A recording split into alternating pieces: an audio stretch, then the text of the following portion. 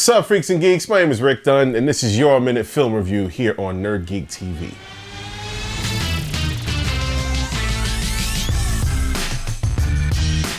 Today we're going to get into Batman vs. Superman. You saw the movie. For those of you who don't know anything about it, movie premise. Batman is fighting Superman for the events that happened in Metropolis at the end of Man of Steel. Premise.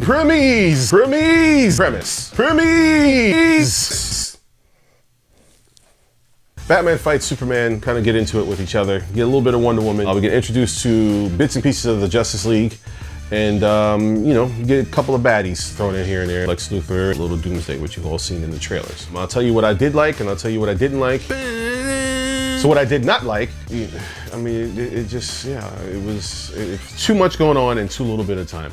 I mean, I guess if you could say too little bit of time was 3 hours. A lot of storyline, a lot of different story arcs, all jammed into one movie. Editing was all over the place. That was the only thing about the movie that I didn't really like very much, you know, other than Martha. He's got Martha! Why are you saying her name, my Batman?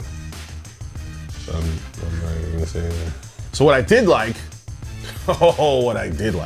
it was overstimulated in a good way. The Batman fight when Superman was awesome. It had everything in it that I wanted to see. Don't even get me started. The first time you see Batman in the beginning, I love the way they filmed Batman. I love the take on Batman as far as they tried to make him spookier. Oh man, okay, hold on a second. The scenes with Batman were darker, filmed with more of a horror vibe to it, which I thought was freaking awesome. Ben Affleck rocked Batman. And I'm one of the naysayers. I didn't think he was gonna do it. Superman, I love Henry Cavill Superman. I don't care what anybody has to say. Wonder Woman, superhuman, hot chick. She was Wonder Woman. She could still eat a couple cheeseburgers. Lex Luthor, perm-haired pimp. There was a lot of onions. There was a lot of, levels to him. I call him an onion. He was a lot of levels. By the end of the movie, I appreciated what they did with him, even though he was a little bit annoying, but I think that's what he was supposed to be. I like the fact that the movie was mostly about power and responsibility. What do you do with the power that you have and the consequences and the responsibilities of your actions after the fact? Finally, my recommendation. You must see this movie. Now, however, if you have not seen Man of Steel, I really do recommend you see that first before you see this movie. Go see that first. Have some fun, awesome flick. It doesn't matter what anyone says, it was a good movie. See that first, come back, see this movie. When you go see this movie, you have an open mind as much as possible.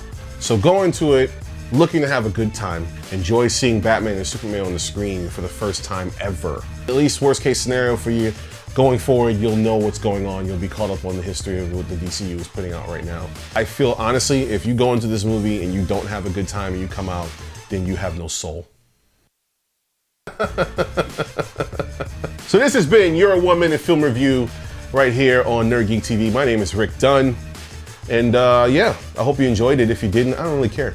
Come back, check out more of our stuff because it's going to be awesome, and hit the subscribe button because we really like it when you touch us.